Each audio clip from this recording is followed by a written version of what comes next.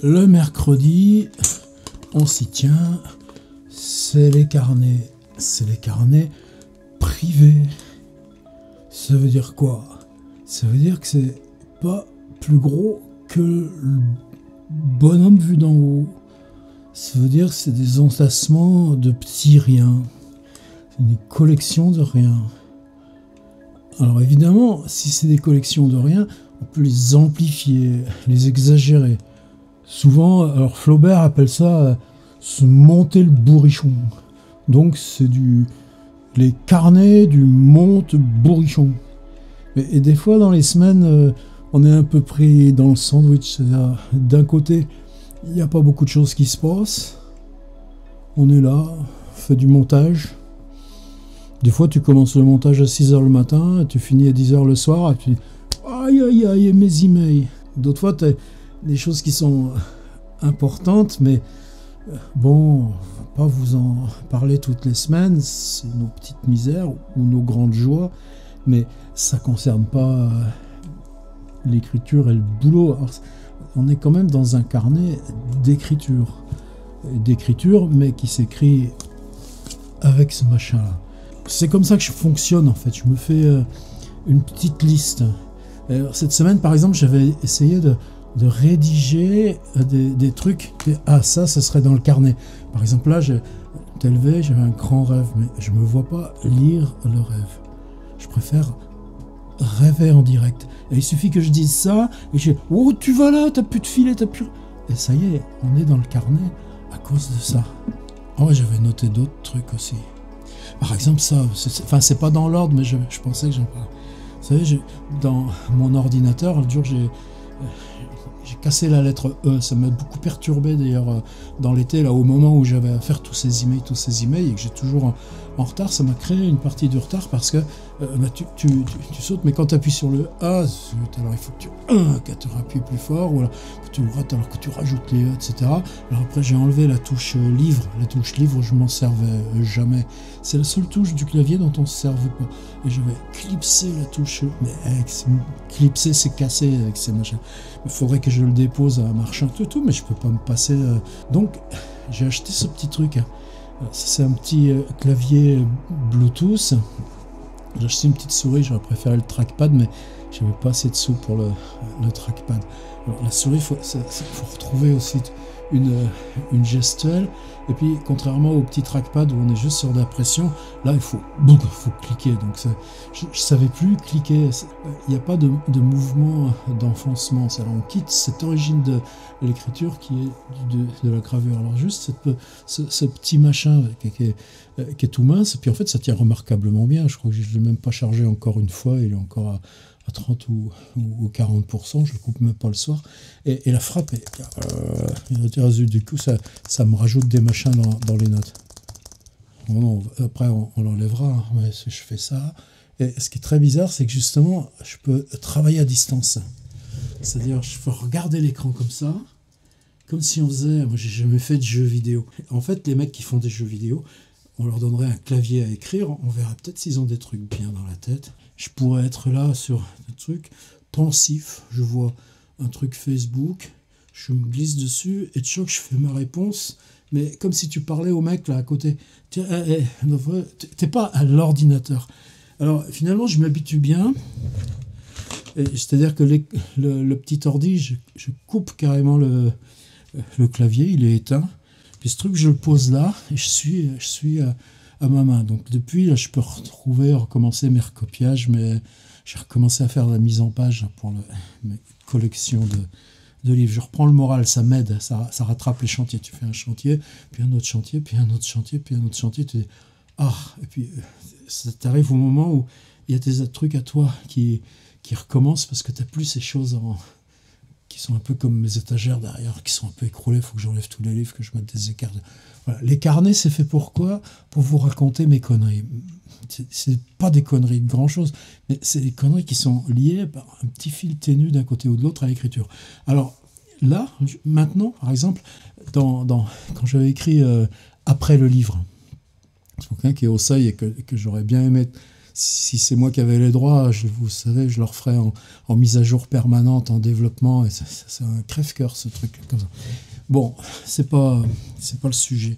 Le sujet, c'est que l'un des derniers chapitres, ça s'appelait « Tu regardes quoi quand tu écris ?»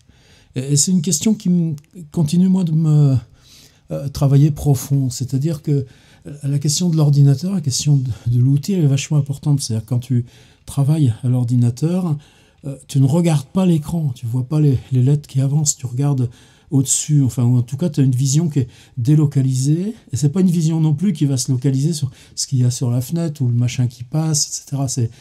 C'est arrêter la vision pour rentrer dans cet espace plus intérieur, mais surtout qui n'est pas lié au LED. C'est-à-dire que tu travailles cette délocalisation de la vision pour que, surtout en ne regardant pas le clavier, d'où ces automatismes que tu prends, mais ça, quand même, au bout de 40 ans de machine à écrire, c'est bon, quoi.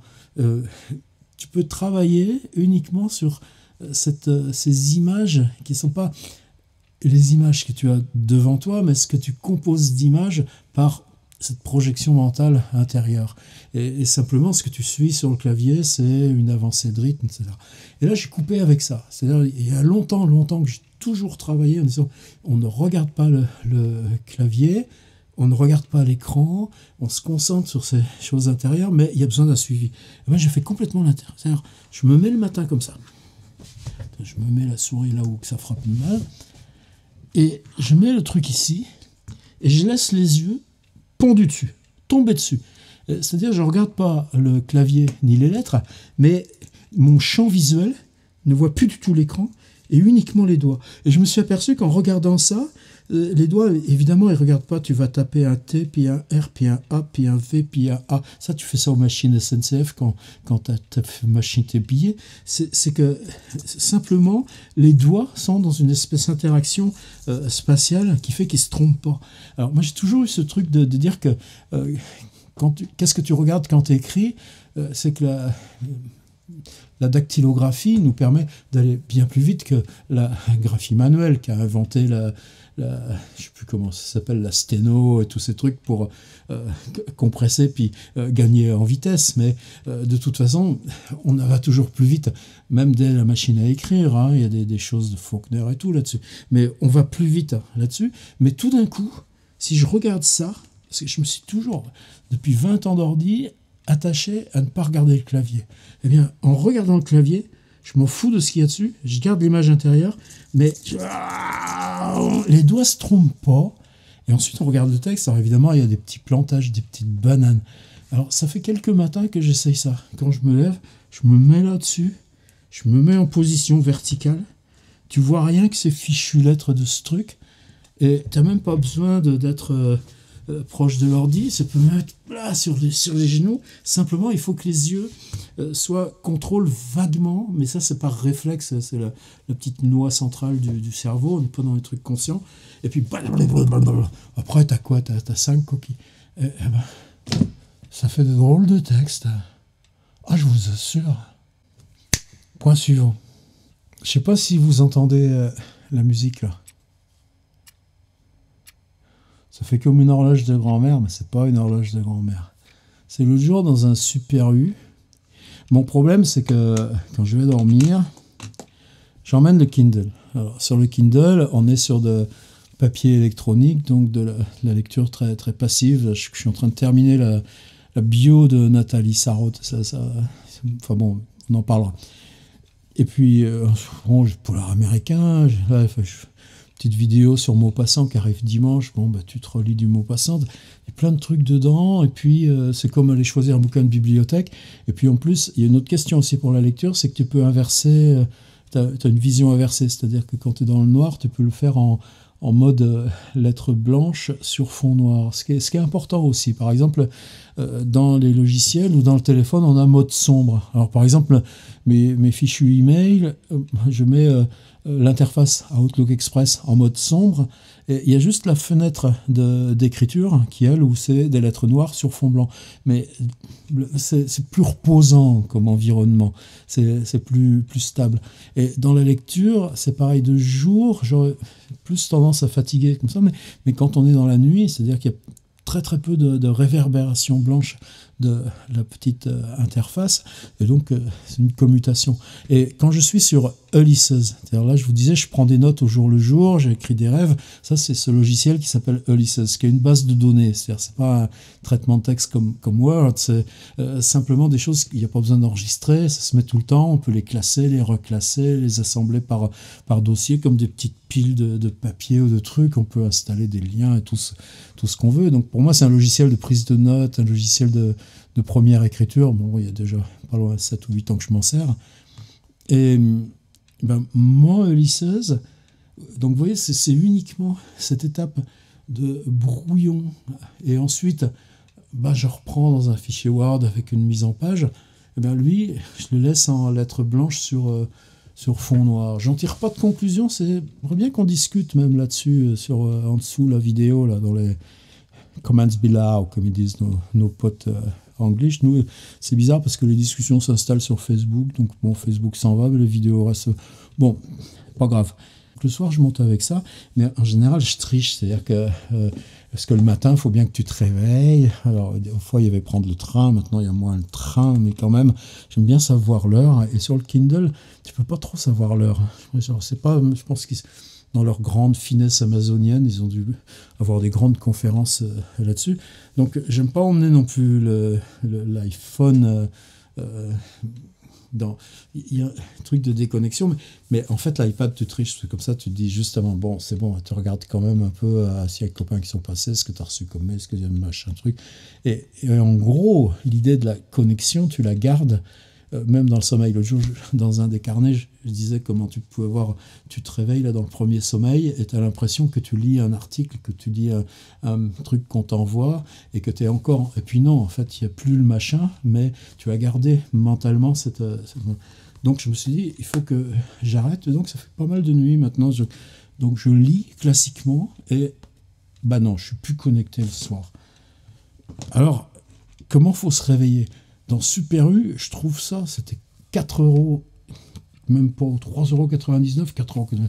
Je dis, je vais m'acheter un réveil matin. Il était joli, hein, vous ne trouvez pas ?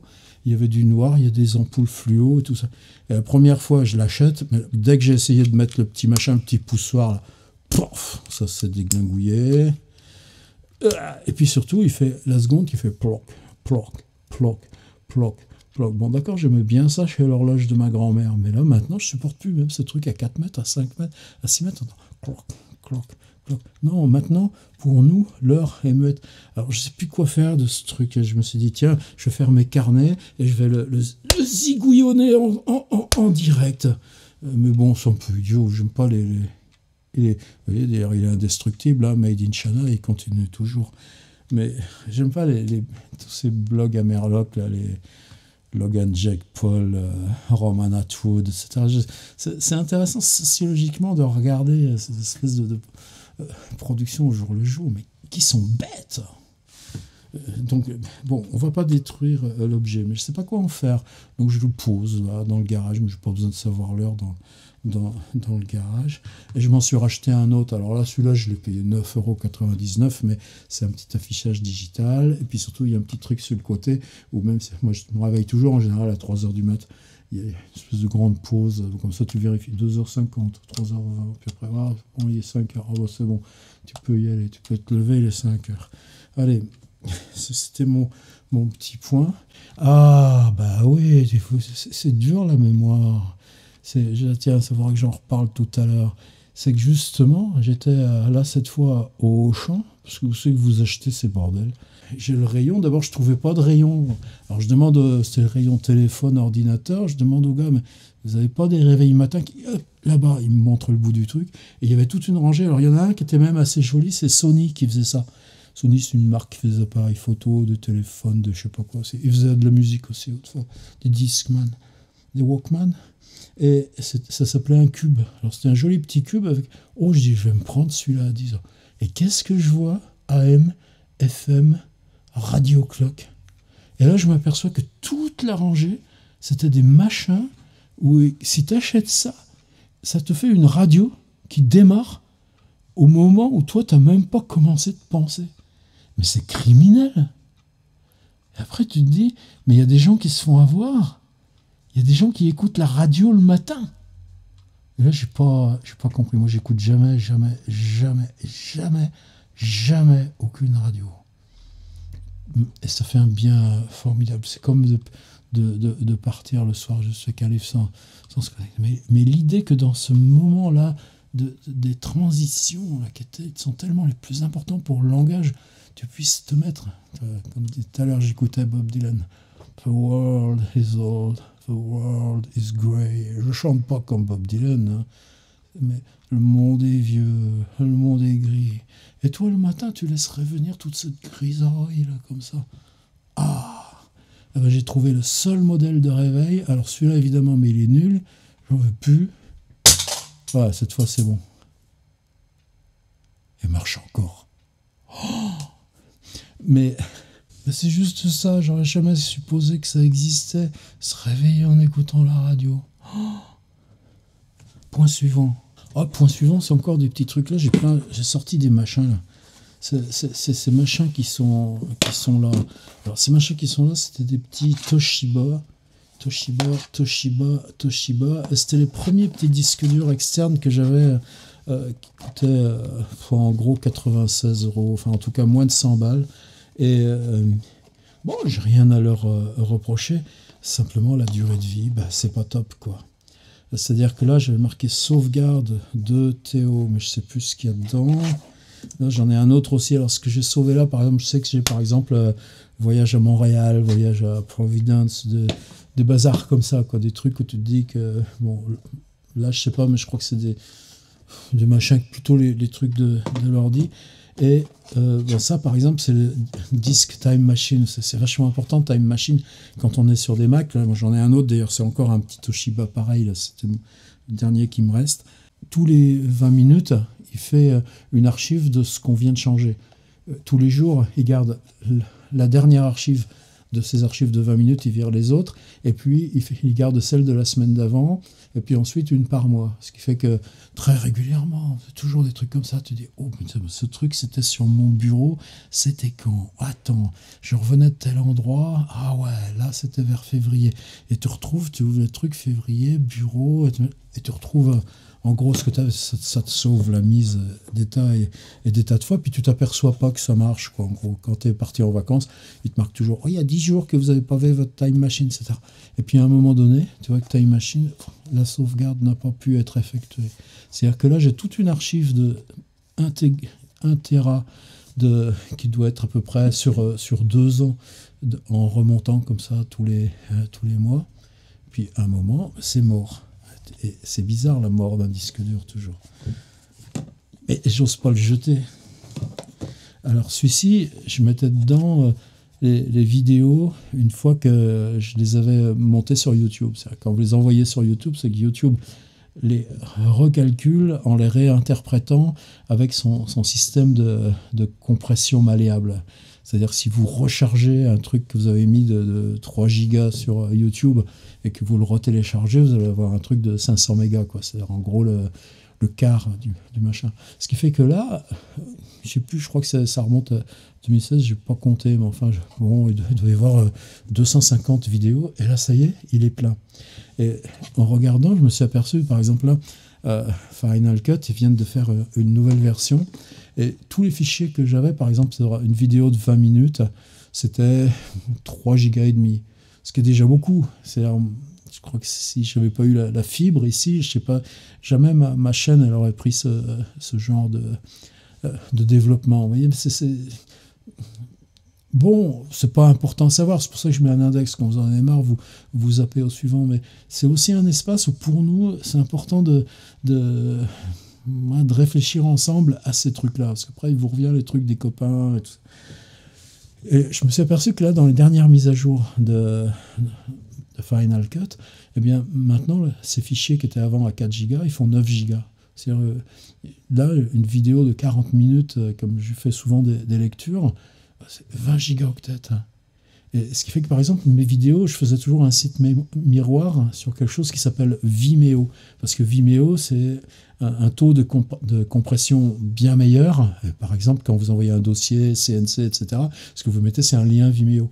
Quand vous bossez avec une boîte de montage, votre producteur, il vous met le truc en mode privé sur Vimeo. Donc c'est un outil fantastique, mais évidemment un outil payant. Donc j'avais un abonnement, 160 balles par an, Vimeo Pro, qui me laisse 20 gigas par semaine. Et jusque-là, c'était génial. C'est-à-dire que tous les samedis, ton compte est remis à zéro, tu prends tes 3-4 vidéos de la semaine, ça fait 12, 14, 15 gigas, tu les archives. Mais là, maintenant, c'est des trucs de 20 gigas. Donc je peux même pas les mettre sur Vimeo, ou alors il faudrait que je paye un truc beaucoup plus cher, 40 balles par mois, je peux pas me permettre. Alors bon, ben, je vais effacer le site miroir, et après se pose le truc, c'est-à-dire tu as ce petit Toshiba, mais il peut crever, et tu as 4 ans de vidéo là-dessus. Donc il faut que je rachète un autre petit bousin plus costaud, et pourquoi pas? C'est-à-dire que ça, 4 gigas, ça vaut 130 balles. Et se dire que tu accumules, comme j'en ai déjà 4 là devant moi, un truc et un truc et un truc. Donc on va vivre, au lieu d'être dans des piles de livres, on va être dans des piles de disques durs. Alors évidemment, il y a des systèmes encore plus perfectionnés. Il y a un truc qui s'appelle NAS. Ça ne veut pas dire que les gens sont nazes. C'est-à-dire que tu as une espèce de boîtier relié par Wi-Fi à ton truc, et puis tu rajoutes des éléments, ça te... Mais bon, on a un peu marre de ce machin-là. Puis après, tu as toujours le truc, tu te dis, mais ça arrive là régulièrement dans le quartier, truc qui pète une serrure, rentre par une fenêtre, prend ce qu'il y a à ramasser dans ton burlingue. Ben oui, mais s'il ramasse le disque dur avec toutes mes sauvegardes, donc il faudrait que j'en ai un là. Quand j'étais à Cergy, j'avais une autre sauvegarde que je laissais dans mon casier de l'école. Mais comment je vais faire ça? Je sais même pas où je pourrais laisser ça maintenant, aujourd'hui, une sauvegarde. Bon voilà, c'est mes grandes questions. Point suivant. C'était pas très intéressant, mais on passe du temps dans ces conneries là-dedans. Alors évidemment, il y a toujours, j'aime bien dans ces carnets qu'on soit dans l'interaction, c'est-à-dire ce qui m'arrive par mail, ou ce qui m'arrive en tout cas par l'ensemble des... ou en tout cas ce qui m'arrive en tout cas par ligne électronique, et puis mon espèce d'écran maison. C'est-à-dire, si tu dis, j'habite Internet, hein. Par exemple, toujours un copain que j'ai pas vu depuis 10 ans. J'ai vu de ses nouvelles un peu entre-temps, mais il y a au moins 7 ou 8 ans. En tout cas, c'est moi qui avais demandé de ses nouvelles, donc c'était très discret. Mais en tout cas, c'était vers 2005-2006. On a bien sympathisé. C'est le moment où je faisais mes cours au Beaux-Arts Paris. Plusieurs fois, il était venu. Et ça m'avait... Copain philosophe. Enfin, en tout cas, on avait de super discussions. Et il m'écrit des mails. Bon, il pensait que j'allais toujours à Cergy, donc pourquoi pas casse-côté ensemble. Mais je dis, non, je viens plus à Paris. Il dit, je viens à Tours. Puis là, tu dis, ouais, mec, c'est gentil, mais là, j'aime bien cette idée de... c'est pas que c'est protégé, mais est-ce qu'on a besoin de se voir directement comme ça? Et moi, je lui réponds... viens plutôt sur les réseaux. Je ne sais même pas si j'ajoute pas en plaisanterie, c'est là que j'habite. Mais quelque part, c'est hyper sérieux. C'est-à-dire qu'avec... si je prends des copains qui sont à Lyon, là bientôt je vais à Lyon, bon, probablement on boit un coup et tant mieux, mais quelque part, même quand on va se voir avec mon pote Philippe, on connaît des tas de choses parce qu'on se suit régulièrement sur les blogs. Et donc, on n'a pas besoin de l'informer.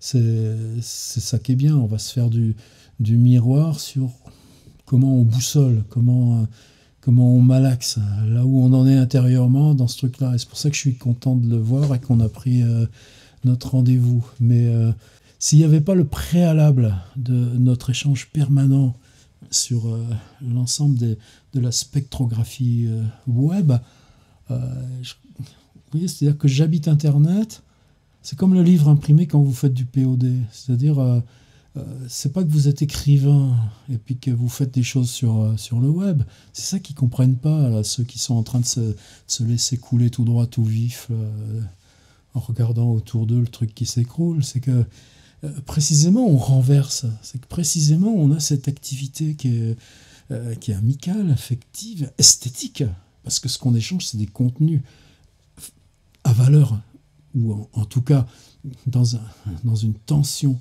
de déplacement esthétique, on produit du contenu.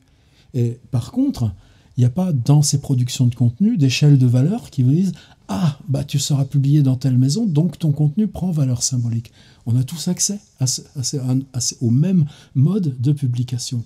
Et ces fraternités, ces échanges, ces jeux de bassins qui s'ouvrent, on est tous sur Instagram. Est-ce qu'on utilise tous Instagram de la même façon? Non, je me fais de story Instagram.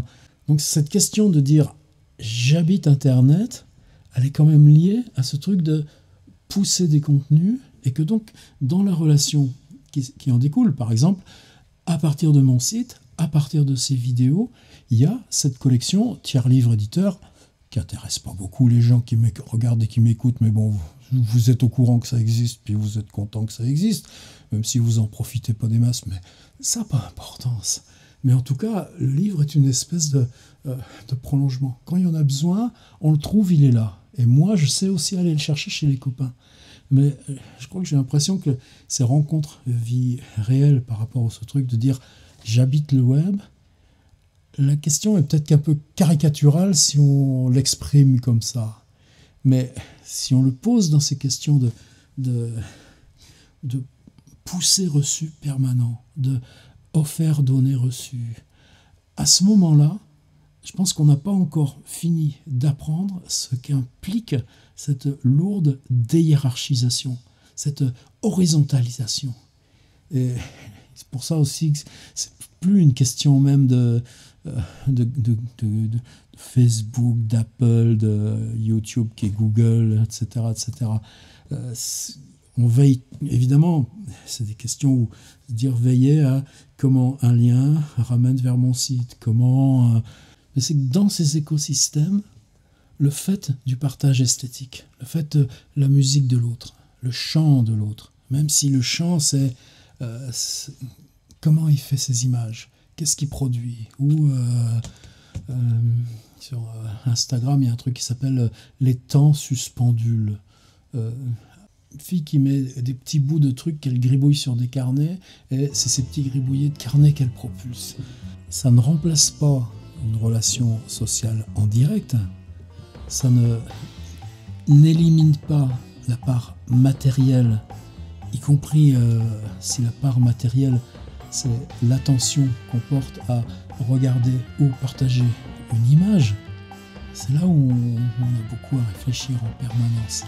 Mais ça suppose cette espèce de premier roulement par ce jeu de circulation de contenu, et où la discussion et même la relation amicale ne peut pas remplacer le préalable de « viens visiter mon atelier ».